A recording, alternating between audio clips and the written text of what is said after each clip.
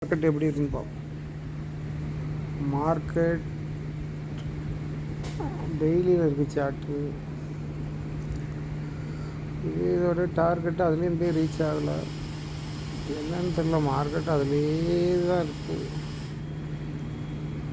போகலான்னு பார்க்குதா இல்லை இல்லைன்னு திரும்பி வந்துடும் பார்க்குறது இல்லை. இது ஒரு செகண்ட் ரெசிஷன். இதே பிரேக் பண்ண முடியாமல் நடக்கும். பிரேக் ஆனதுக்கு 2 நாள் ஹோல்ட் ஆனதுக்கு பறந்து மேலே போயிருக்கணும். இன்னைக்கு அரைன்னு அரைச்சி நல்லா அரைக்குது. ஹெண்டு எடுத்துட்டு பட வேண்டி இருக்கு.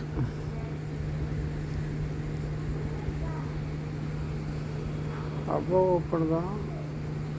காலையில் ஒரு ட்ரேட் பண்ணேன். அதுக்கப்புறம் பந்தி வாய்ப்பு கிடைக்கும் அந்த லைனை பிரேக் பண்ண கூட எடுக்கலான்னு பார்த்தேன். ஒன்றும் வரல.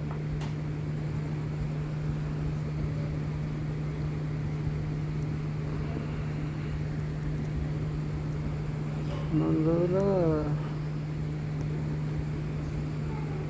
இது பை ஆகுது. இதில் ஒரு என்ட்ரி போட்டுடலாம். போடணும். மேலே ஒரு விக்கு இருக்குது, 2 விக்கு இருக்குது. இதை கொஞ்சம் கஷ்டப்பட்டு தான் பிரேக் ஆகும். பிரேக் ஆகின கூட பாஸ்டாக கீழே இறங்கிட்டு இதில் எடுக்காமல் இதில் போகுது. இது ஒரு சிங்கில் திரும்பி 2வது ரிட்டன் வரும்போது என்ட்ரி எடுக்கும்.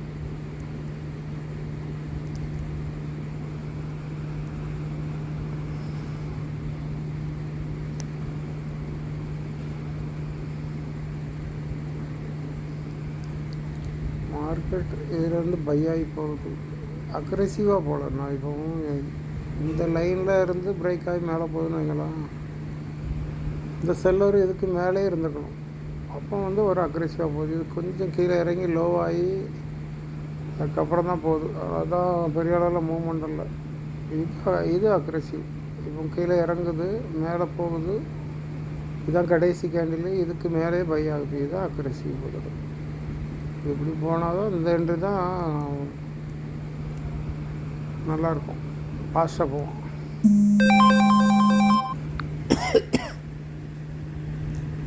இப்போ இது அக்ரெசிவானது தான். இது என்ன மேலே போகும். மேலே போனால் இது ஃபஸ்ட்டு டார்கெட்டு. இது ஒரு ஸ்விங்கு கொடுத்துட்டு ஒரு 1 மணி நேரம் ஹோல்ட் ஆகிட்டு, அதனால் இன்னும் கொஞ்சம் அதோட அடுத்த டார்கெட் வரையும் போகிறக்கு வாய்ப்பு இருக்குது. நம்ம இதிலே எக்ஸிட் பண்ணுறது தான் பெஸ்ட்டு. இதிலே எக்ஸிட் பண்ணிடலாம்.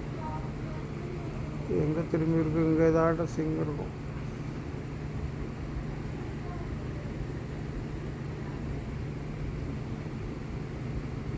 ஆடி அதோட போயிருக்கான். அந்த ஹை வரை இந்த இது வரை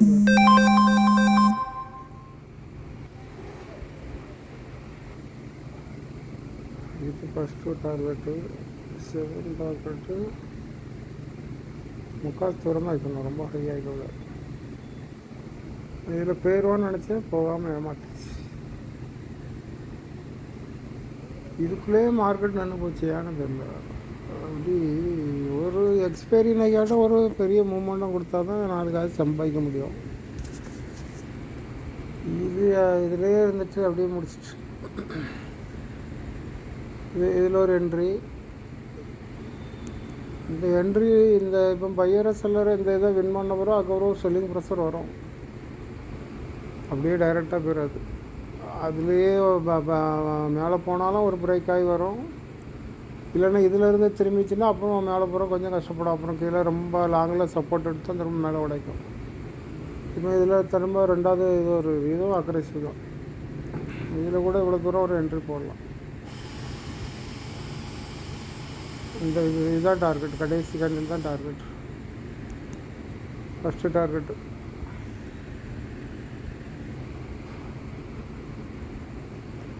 மேலேருந்து கீழே வருது. இது கடைசி கேண்டில். கடைசியில் இங்கே இருக்குது. இதில் ஒரு செல்லர் ஓப்பன் இருக்குது.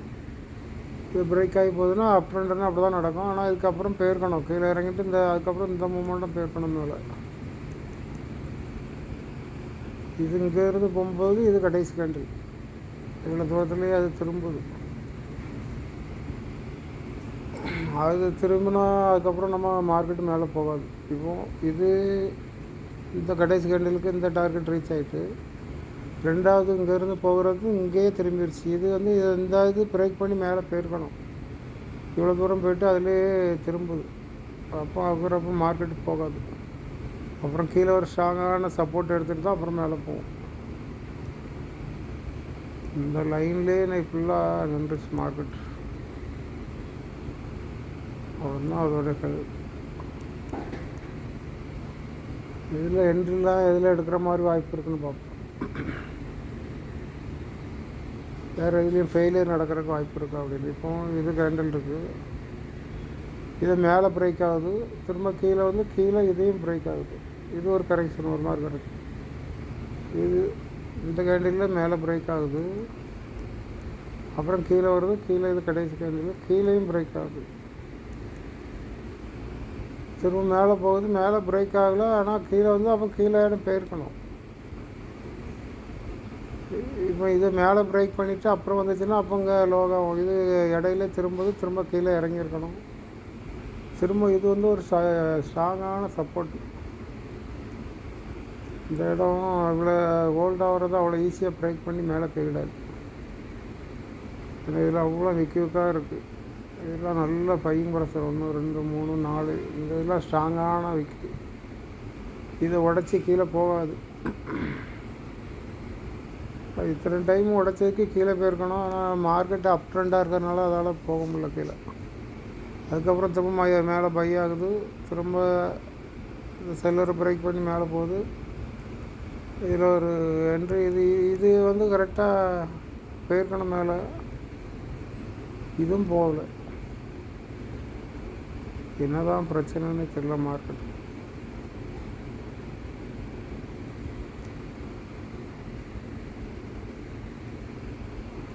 இப்போ இந்த இடத்துல இது இப்போ இந்த செல்லரை மேலே பிரேக் ஆகுது, ஆனால் மேலே விற்க பிரேக் பண்ணல. இதெல்லாம் எண்டு எடுக்கணும், அந்த விக்கெல்லாம் பிரேக் பண்ண போகிறோம். இப்போ எப்படி ரொம்ப நேரம் ஹோல்ட் ஆகுதுன்னா இந்த விக்கில் ஒரு லைன் போட்டுருந்தது, அதை பிரேக் பண்ணி க்ளோஸ் கொடுத்தா தான் நம்ம மேலே போகும்போது. இப்போ கீழே இறங்கி பிரேக் ஆகி உடனே சப்போர்ட் எடுத்து போகுதுன்னா இந்த மாதிரி இதுலேருந்தே மேலே போகுதுன்னா ஃபாஸ்ட்டாக மேலே போயிடும். ஆனால் இது மேலே போக முடியாமல் இந்த கடைசி கேண்டில்லேருந்து திரும்பும்போது அது அவ்வளோ ஈஸியாக மேலே போகாது. அப்புறம் கீழே திரும்பி வருது, திரும்ப அதை அங்கே வந்து சப்போர்ட் எடுக்குது. நான் இதில் ஒரே ஒரு லாட்டு மட்டும் போட்டு பார்த்தேன். இந்த கடைசியில் அடுத்த மாதம் கான்ட்ராக்ட் வாங்கி ஒரு லாட்டு மட்டும் போட்டு பார்த்தேன், 900 ரூபா ப்ராஃபிட் வந்துருந்தது. கடைசி எத்தனை இதில் வாங்கினேன், கடைசி 5 நிமிஷம் தானே ஃபாஸ்ட்டாக ஏறுது அப்படின்ட்டு 29 வாங்கினேன்னு நினைக்கிறேன். ஆமாம், அந்த அதில் கடைசி 29 நிமிஷத்தில் வாங்கினேன். 959 ரூபா ப்ராஃபிட்டில் இருக்குது. நாளைக்கு கீழே ஓப்பன் போட்டோன்னா இது லாஸ் ஆகி போயிடும்னு நினைக்கிறேன். என்ன தான் வருது பார்ப்போம் அப்படின்ட்டு ஒரு லாட்டு மட்டும் ஹோல்டு பண்ணி விட்டேன். மார்க்கெட்டு என்னதோ பண்ணி வச்சுட்டானுங்க, அது நல்லா போட்டு அரைக்குது. அதுக்கப்புறம் கடைசியில் ஒரு 5 நிமிஷத்துக்கு முன்னாடி கப்புன்னு மேலே ஏறுது. ஒரே ஒரு கேண்டில் மேலே கையில் கொண்டு க்ளோஸ் கொடுத்துட்டு நான் மேலே போயிட்டேன்னு காமிக்குது. என்ன எப்படி தான் மார்க்கெட்டில் நம்ம விளையாட போகிறோமோ தெரில. ட்ரேடு பண்ணால் ரொம்ப கஷ்டமாக இருக்குது. இது ஒரு என்ட்ரிக்கு வாய்ப்பே இல்லை.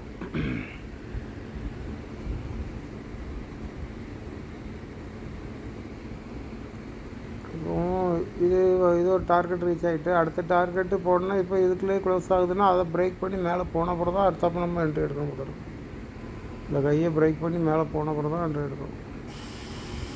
ஏன்னா அது 2 டைம் ஃபெயிலியர் ஆகிட்டு. இப்போ கடைசி கேண்டில் மொதல் டைம் ஃபெயிலியர் ஆகிட்டு, 2வது டைம் இந்த இதிலே திரும்புது மார்க்கெட். அப்போ மார்க்கெட்டு போக முடியாமல் இருக்குது, சப்போர்ட் எடுத்துகிட்டு போக முடியாமல் இருக்குது. இனி என்ட்ரி எடுக்கணும்னா இதெல்லாம் பிரேக் பண்ணி எப்படி மேலே போகும், போனோடனே மேலே வின் பண்ணாலும் அடுத்தப்போ ஒரு கேண்டில் கீழே இறங்கும். அப்புறம் கொஞ்சோண்டு கீழே இறங்கிட்டு அப்புறம் எங்கேயாட்ட ஒரு சப்போர்ட்டு சில்லர் ஓப்பன் எதாக இருந்தால் அதிலேருந்து திரும்ப பை ஆகிப்போம். அப்போ தான் நம்ம என்ட்ரி எடுக்கணும். மேலே பிரேக் பண்ணிட்டுன்னு உடனே எடுக்கக்கூடாது. இப்போ அப்படி ஃபாஸ்ட்டாக போன மாதிரி காமிக்கும், உடனே விக்க அடித்து கீழே இறங்கி ஓடி வந்துடும். நான் அதெல்லாம் அப்படி தான் மேலே போன மாதிரி காமிச்சிட்டு டப்புன்னு கீழே இறங்கிடும். நம்ம இப்படி மேலே பிரேக் பண்ண பிறகு கீழே சப்போர்ட் எதாவது இருந்தால் அதில் வந்து செல்லர் ஓப்பனில் போய் பை ஆகி திரும்ப போவோம். அப்போ இந்த இடத்துல எடுக்கணும். பார்த்தோம் ஒரு செல்லரை பையர் வின் பண்ண பிறகு என்ட்ரி எடுத்தால் சூப்பராக மேலே போவோம். இன்னும் ஒரு பையிங் ப்ரெஷர் கேண்டில் இதாட்டும் வரணும். அது உங்கள் ஒரு சப்போர்ட்டில் இந்த மாதிரி செல்லர் ஓப்பன் இந்த லைனு இருக்குன்னா அந்த லைனில் வந்து கரெக்டாக பை ஆகி அந்த மாதிரி போனால் தான் எடுக்கணும். பார்த்துருங்க இடையில அப்படி ஒரு கேண்டில் மட்டும் வந்துட்டுன்னு எடுத்தோன்னா அப்போ தான் மேலே போகிற மாதிரி போய்ட்டு திரும்ப கீழே செல்லர் ஓப்பனை தேடி ஓடி வந்துடும். ஒரு சப்போர்ட்டை தேடி கீழே இறங்கிடும். அந்த அதான் ரெசிஸ்டன்ஸில் கவனமாக நம்ம ட்ரேட் எடுக்கணும். பார்த்துருக்கோம் சப்போர்ட்டில் தான் அதான் பை பண்ணணும். இது ஒரு நல்ல ட்ரேடு. இதுக்கு மேலே இருக்குது.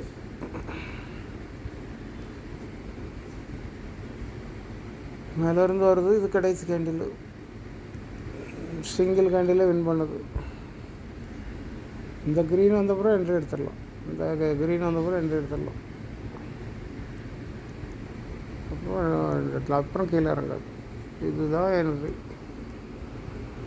இதுன்னு இவ்வளோ தான் டார்கெட்டு. பெரிய டார்கெட் ஒன்றும் இல்லை.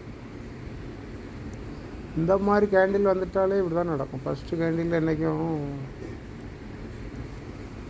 இருக்குல்ல, இதெல்லாம் மோசமான கேண்டில்.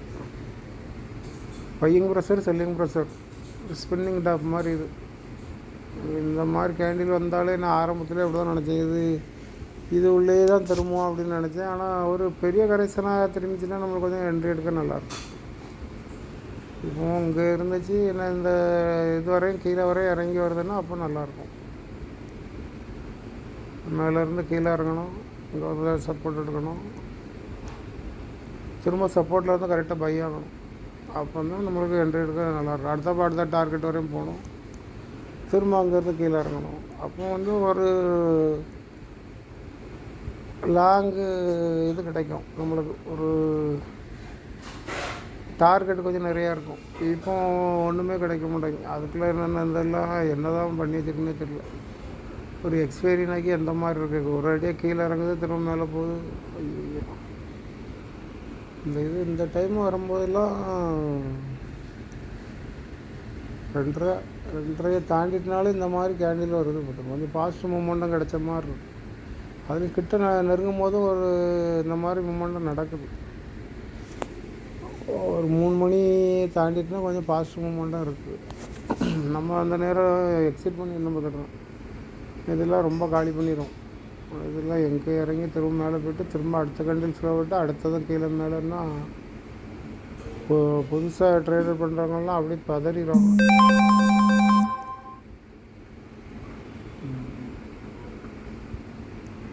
இந்த மாதிரி கவனமாக ட்ரேட் எடுங்க. கொஞ்சம் வாட்ச் பண்ணிக்கிட்டே இருங்க. மார்க்கெட்டு சூழ்நிலையே சரியில்லாமல் தான் இருக்குது. மூமெண்ட்டுமே சரியில்லை. எல்லாம் அப்படியே ஹோல்ட் ஆகிட்டே கிடக்கு. சரி பார்த்து எடுங்க. ஆனால் அப் ட்ரெண்டில் தான் இருக்குது. மார்க்கெட்டு மேலே தான் போகணும். நாளைக்கு மேலே தான் போகணும்.